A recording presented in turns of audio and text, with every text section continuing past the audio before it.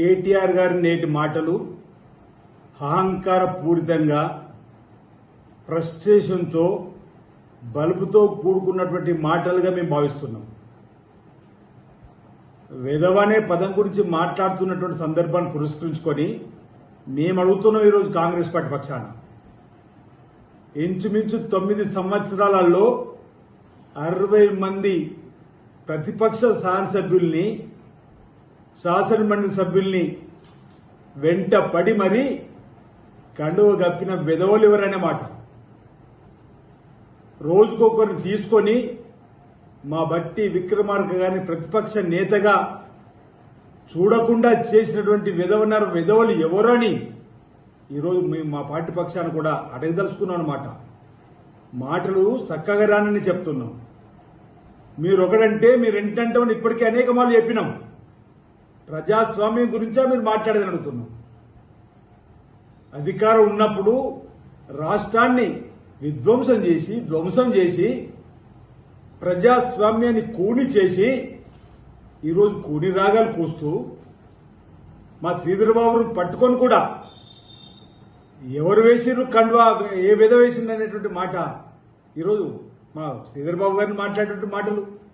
ఇక మా ముఖ్యమంత్రి గారిని అయితే ఇష్టానుసారంగా ఈర్షతోటి ఆయన పరిపాలన ప్రజలకు మరింత చేరువైతున్న సందర్భంలో ప్రజాపాలనలో నిమగ్నమవుతున్నటువంటి రేవంత్ రెడ్డి గారిని ఈరోజు ఈర్ష్యా భావంతో మాట్లాడినటువంటి మాటలు కూడా ఈ సందర్భంగా మేము తీవ్రంగా తప్పుపడతా ఉన్నాం.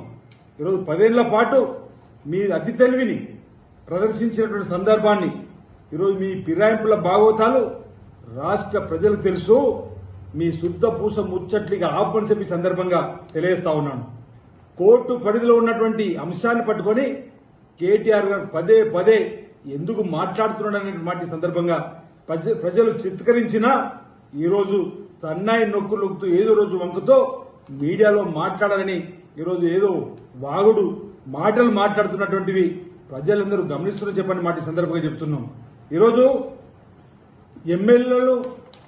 ఎమ్మెల్యేలను మోసం చేశారని వేమన శతకాలు చదువుతున్నాడు కేటీఆర్ గారు. దయ్యాలు వేదాలు వల్లించినట్టు 10 ఏళ్లలో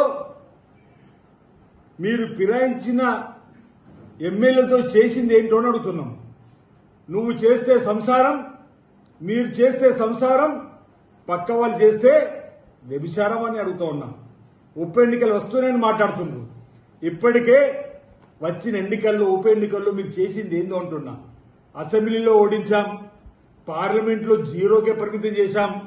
కంటోన్మెంట్ ఉప ఎన్నిక వస్తే కాంగ్రెస్ పార్టీ గెలిచింది. రేపు ఉప ఎన్నికలు ఏవచ్చినా మీ పార్టీ తుడుచుకుపెట్టుకోవడం ఖాయమని మాట సందర్భంగా తెలియజేస్తుంది. ప్రజాపాలన చేస్తున్నటువంటి రేవంత్ రెడ్డి సర్కార్కు మీ సూచనలు విలువైనట్టు ఇస్తారని చెప్పి అనుకుంటే రోజుకో రాజకీయం చేస్తున్నటువంటి మిమ్మల్ని ఏమానో అర్థం కానటువంటి మాట.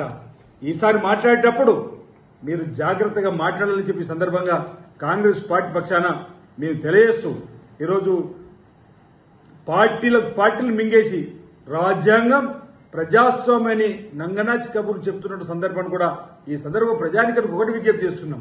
ఈరోజు ప్రజలను మభ్యపెట్టే విధంగా, ప్రజలను డైవర్ట్ చేసే విధంగా రాజకీయాలు చేయడం మానుకోవాల్సిందిగా ఈ సందర్భంగా మేము బీఆర్ఎస్ పార్టీకి కాంగ్రెస్ పార్టీ ద్వారా సూచన చేస్తా ఉన్నాం. ఇది ఒక హెచ్చరికగా కూడా భావించాల్సిన అవసరం చెప్పి సందర్భంగా తెలియజేస్తా ఉన్నాను.